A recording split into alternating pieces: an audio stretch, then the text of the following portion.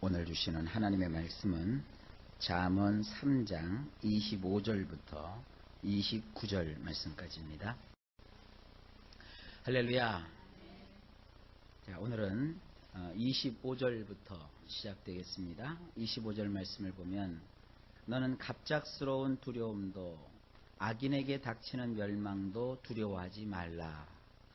원문으로 보면 이렇습니다. 느닷없이 발생하는 몹시도 두려운 일에 대하여 또는 악한 자로 인하여 발생하는 모진 비바람과 같은 일이 찾아올지라도 모른다고 두려워하지 말거라. 자, 여기 보면 우리 성경보다 굉장히 구체적으로 되어 있죠. 우리 성경에는 갑작스러운 두려움이라고 되어 있는데 원문에 보면 느닷없이 발생하는, 그것도 그냥 보통 두려운 일이 아니라 몹시도 두려운 일, 이런 일이 벌어진다고요. 이런 일에 대해서 구체적으로 예를 들면 여러 가지가 있겠습니다. 예를 들어서 뜻하지도 않았던 어떤 사고, 종종 이 방송에 보면 아주 불행한 사고를 당한 사람들의 일들을 우리가 볼 수 있지 않습니까?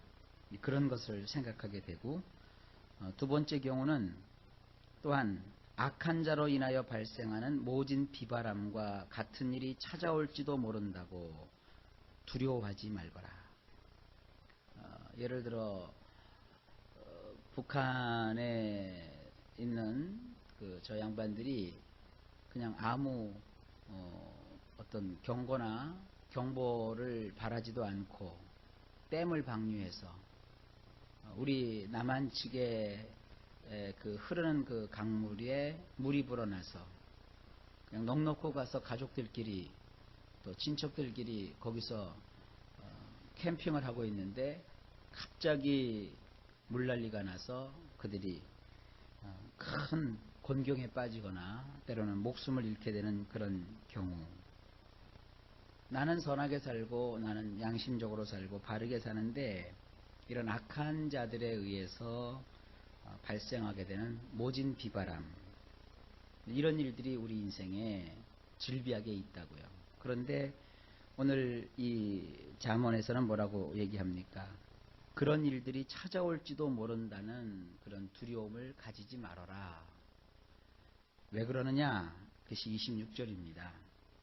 대저 여호와는 네가 의지할 이신이라 네 발을 지켜 걸리지 않게 하시리라. 원문을 보면 이렇습니다. 왜냐하면 여호와께서는 네가 기댈 수 있는 분이시기 때문이니라. 그분이 내 발을 지켜 붙잡히지 않게 하실 것이니라. 우리 하나님께서 하시는 일이 여러 가지지만 그 가운데 한 가지가 우리의 발을 지켜주셔서 이와 같은 악한 일에 붙잡히지 않도록 하나님께서 해주신다는 거예요. 왜냐하면 여호와께서는 우리가 기댈 수 있는 분이시기 때문이라고 이 성경은 말하고 있습니다. 이거를 이렇게 지나치게 생각하지는 마세요. 그러면 하나님을 믿는 사람은 아무런 불행한 일을 당하지 않는다는 말입니까?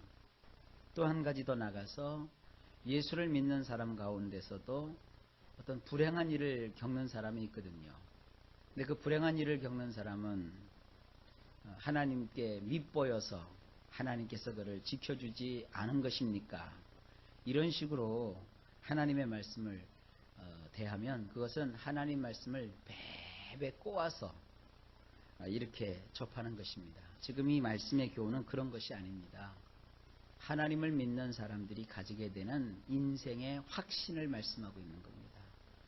우리는 이 세상을 살아가는 동안에 실제로 발생하지도 않게 될 숱한 두려움과 또한 다른 사람들이 겪고 있는 사건이나 사고나 불행한 일들을 보고 행여 나도 그런 일을 겪지는 않을까 하는 이러한 마음의 공포를 너희가 가지지 말아라. 그럴 시간이 있으면 여호와께 너의 인생을 기대거라. 그것이 뭐예요?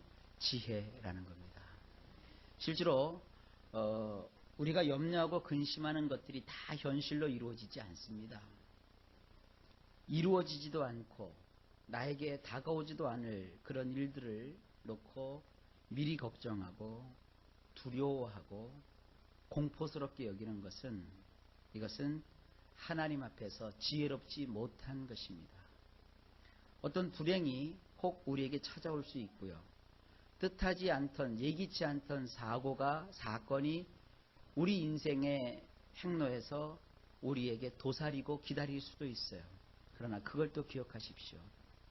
그런 순간이 될지라도 하나님은 우리와 함께 하셔서 그 길을 피하게 하시고 그것을 감당하게 하시고 극복하게 하시고 오히려 그와 같은 화된 일이 변하여 나에게 축복이 되는 그런 역사를 하나님이 이루어 주실 겁니다. 그래서 주님을 믿는 이 신앙을 가진 사람들은요, 세상이 감당을 못해요. 그런데 이런 그 믿음의 마음, 지혜의 마음을 가지지 아니하면 조그만 일에도 염려하고 근심하고 걱정합니다. 또 한 가지 예를 더 들겠습니다. 우리 기독교의 교리 가운데 이 종말론이라는 교리가 있죠. 종말론이 뭡니까? 세상이 끝난다는 겁니다. 그런데 이 종말론에 대해서 올바르게 배우지 못하면 어떤 마음을 가지게 되느냐?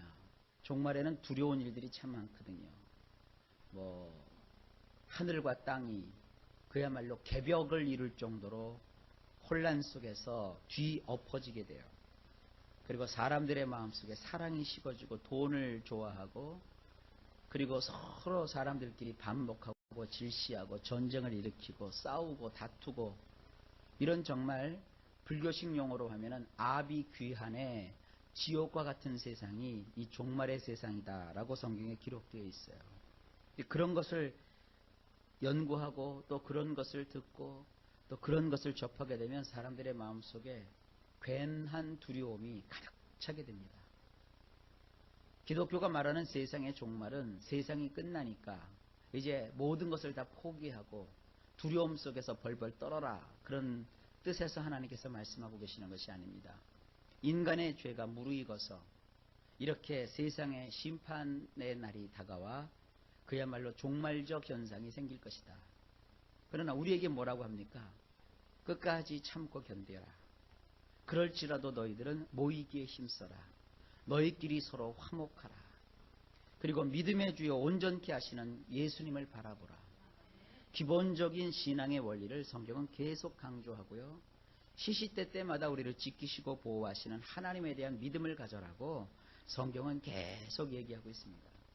좀 더 쉽게 얘기할게요. 세상이 두 쪽이 나서 저 하늘이 무너지고 저 산이 가루가 되어서 사라지고 온 땅이 쥐축이 흔들리는 지진이 일어나서 완전히 이곳에서 저곳으로 모든 것들이 옮겨지고 파괴되고 무너진다 할지라도 하나님은 그 와중에서도 택하신 우리들을 붙잡으시고 인도하시고 피할 길을 내시고 감당하게 하신다는 이 믿음을 확신하시기 바랍니다.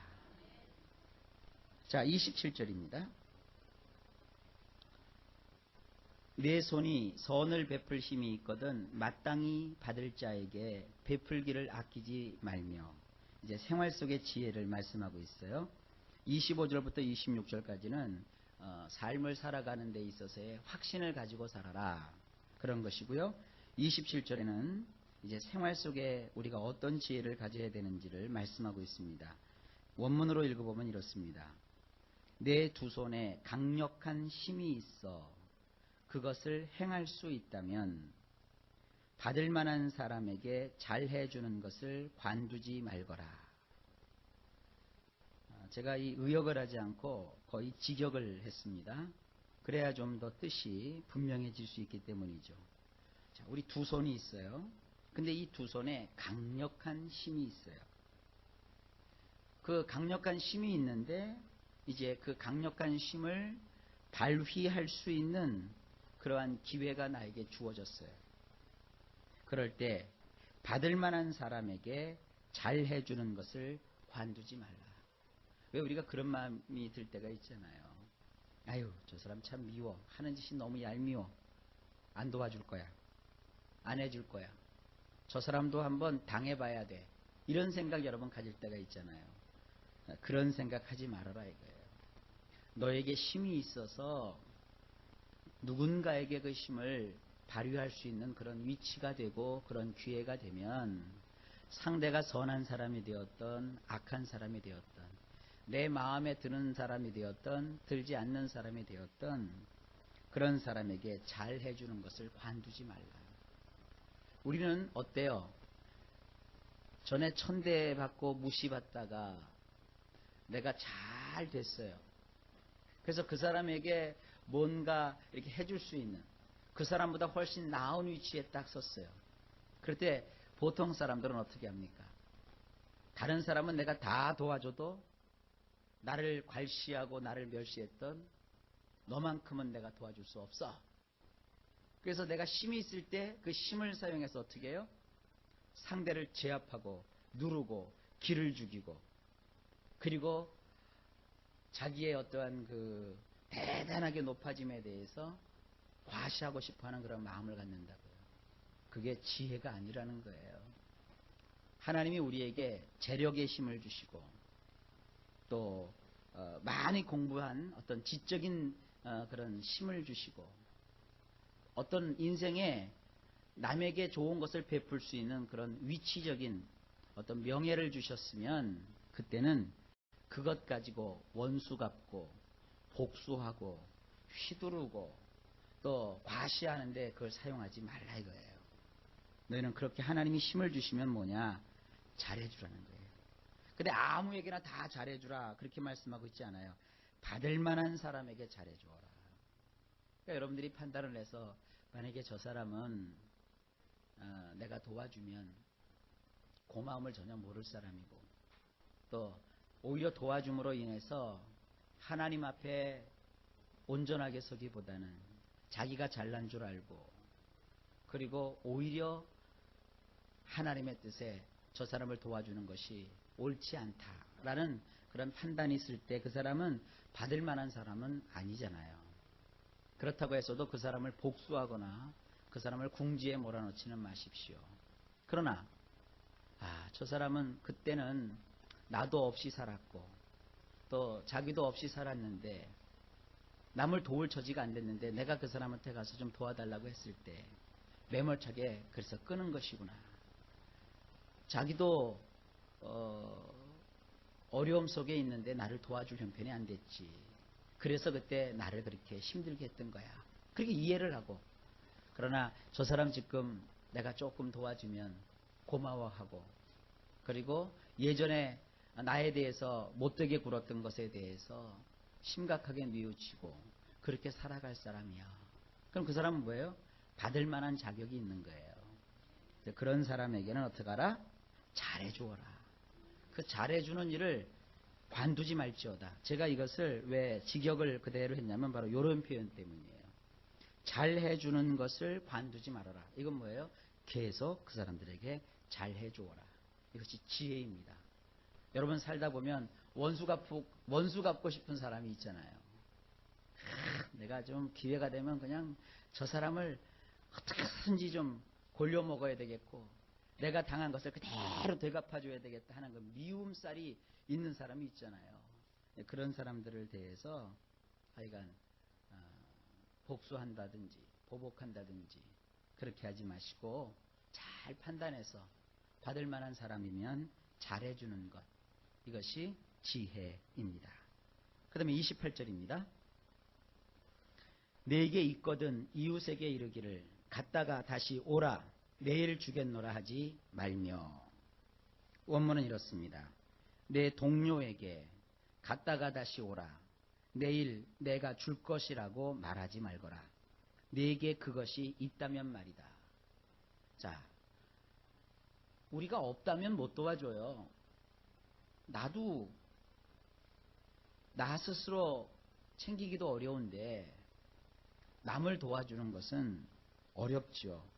그런데 만일 너에게 도와줄 수 있는 어떤 것이 있다면 그럴 때는 너의 동료에게 갔다가 다시 오라.